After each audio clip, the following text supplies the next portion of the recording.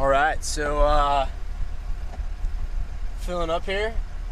My business partner Dylan hooked me up with this Yeti.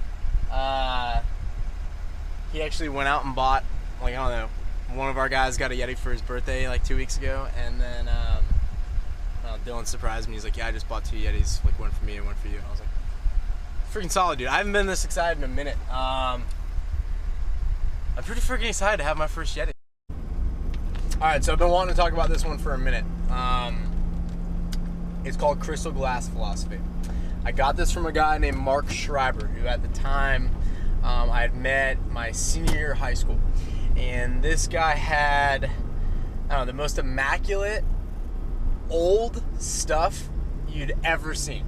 And he had this one philosophy. And he said, "Travis, I'd rather buy one crystal glass and have it for a lifetime than to buy 100 Dixie cups. In fact, it saves me a tremendous amount of money and it ups the quality of the things that I have." And so one example of this is when he was like 18 or 20, somewhere in that range, like right after high school, but like in those early college days, he bought like the top of the line best boat you could buy for the year, 18-footer, 115 horsepower little outboard thing like that you could buy, like just a great boat. And like he was always practical about his purchases, but his idea there was, I will overspend and somewhat indulge to get a really, really nice product, but I will keep and maintain that product and have it forever.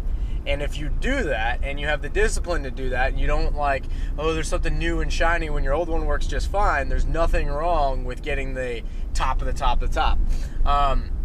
I took out his John boat one time, and it was like an engine I'd never seen before. It was probably like something from the 70s. Took the cover off because I was having an issue pull starting it, and it was immaculate. Like it had been rebuilt and the whole thing. But he had this idea that he would just buy the best, and he would buy the crystal glass and not buy the Dixie cup. And then in doing so, he would save a tremendous amount of money. Last example of him doing this, he did it with his house, he did it with everything he owned, but he had an 87 Corvette when I met him. And this is 2007. And his daughter was born the year I was born in 89. So he actually bought this Corvette 2 years before he even had kids.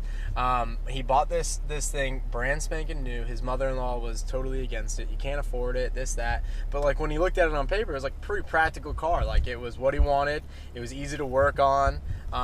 Especially for him, he had like a ton of mechanical skills. Got like 21 to 28 miles to the gallon. And it was like relatively affordable sports car. And he also said sports cars are timeless. So if you bought like an 87 Cadillac, it's not so cool in 2007. An 87 Vet, it still like looks clean, still pretty freaking cool car. So he bought this car, and like when I met him, it had like 300 something thousand miles on it. And he would just buy things and just hold them forever. So where I want to segue with this is in your own business.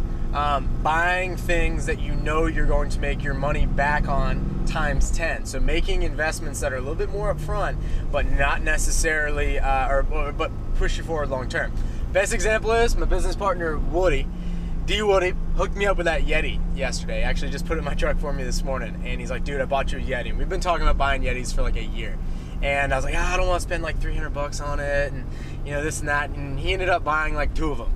And he's like, "Look, we're just gonna have Yetis because we're buying 2 bags of ice every day for $10, and we're burning through, you know, $10 like each, or you know, or collectively."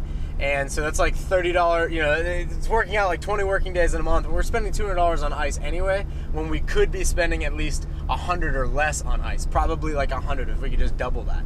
He's like, "So we'll make our money back like in 6 months or less. Plus we'll have a Yeti and the thing will last for 10 years. And he's right. Like I've bought 3 coolers in the last year. Like one of them fell off a truck because it wasn't strapped down. I didn't strap it down because I didn't care enough about it because it was like $40.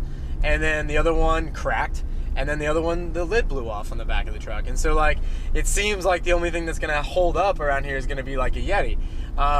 But it's a crystal glass versus like the 3 Dixie cups I've already bought. So I've already spent like a solid $600 this year just in keeping drinks cool on my truck. Instead of just swallowing the bullet and paying the $300 and getting the right one to begin with. So crystal glass versus 100 Dixie cups, think about it. It's a philosophy. I've seen it work, and it's food for thought.